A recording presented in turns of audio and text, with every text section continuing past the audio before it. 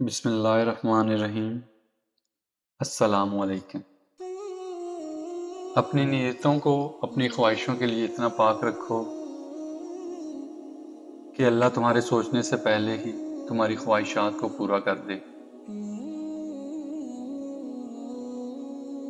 حالات کوئی بھی ہوں، شکر ہمیشہ شکوے سے بہتر ہے۔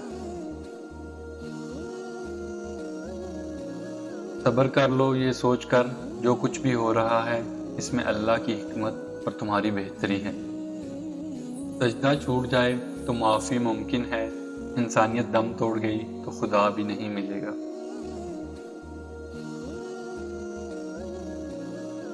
مسئلہ جاہل ہونے سے نہیں ہوتا، مسئلہ تب ہوتا ہے جب آپ پڑھے لکھے جاہل ہوں۔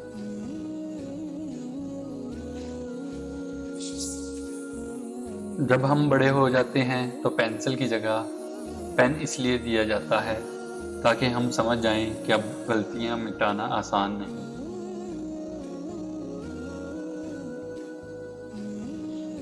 عورت کے سر پہ دوپٹہ، چادر یا حجاب ہو، میں نے مردوں کو احتراماً ایسی عورتوں کو رستہ دیتے اور نظریں جھکاتے دیکھا ہے۔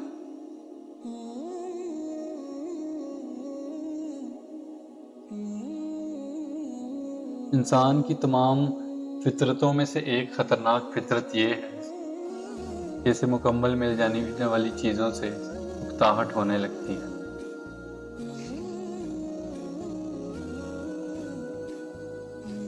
اپنے لفظوں کے بارے میں محتاط رہیے، ایک مرتبہ زبان سے ادا ہونے کے بعد معاف تو کیا جا سکتا ہے پر بھلایا نہیں جا سکتا۔ پوشیدہ گناہوں کا کفارہ پوشیدہ نیکیاں نکلتی ہیں اور دعا مقدر کی مرمت کا اوزار ہوتی ہے۔ مانگتے رہا کرو اپنے مالک سے، بہت سے بگڑے نصیب سنور جاتے ہیں، دعاؤں میں طاقت ہوتی ہے۔ ہمت ہار کر پریشان ہو کے مایوسی کا لبادہ کیوں اوڑھ لیتے ہو؟ کیا تمہیں اپنے رب کا وعدہ یاد نہیں؟ ان مع العسر یسرا۔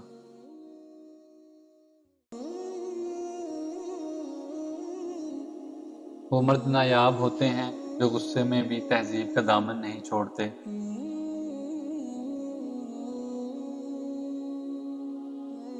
تعلق بھی رزق کی طرح ہوتا ہے، اگر بدنیتی پہ آ جائے تو برکت ختم ہو جاتی ہے۔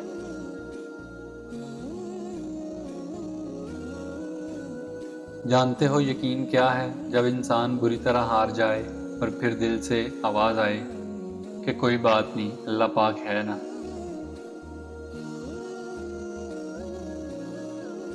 محبت میں چھوڑ کر جانے والوں کے پیچھے نہیں جایا جاتا، تھوڑے سے پھول، تھوڑی سی مٹی ان کی قبر پر ڈال کر ان کے لیے دعا کر دینی چاہیے۔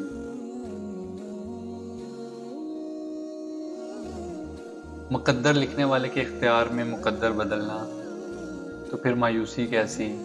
جس کہانی کا آغاز تم اب بدل نہیں سکتے اس کا انجام اللہ کے حوالے کر دو۔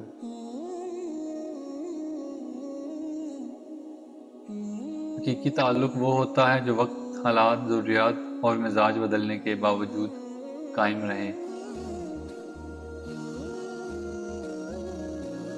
کبھی جو زندگی سے تھک جاؤ تو یاد رکھو، کسی کو کانوں کان خبر نہ ہونے دینا، اپنے رب کے حضور سب بیان کرنا۔ ٹوٹے دل اور آنسوؤں کی قدر اسی کے ہاں ہے، باقی لوگ تو بس تماشائی ہیں۔ امید کرتا ہوں آپ کو آج کی ویڈیو اچھی لگی ہوگی۔ ویڈیو کو لائک اور شیئر کرنا نہ بھولیے گا اور چینل کو سبسکرائب ضرور کیجیے۔ جزاک اللہ۔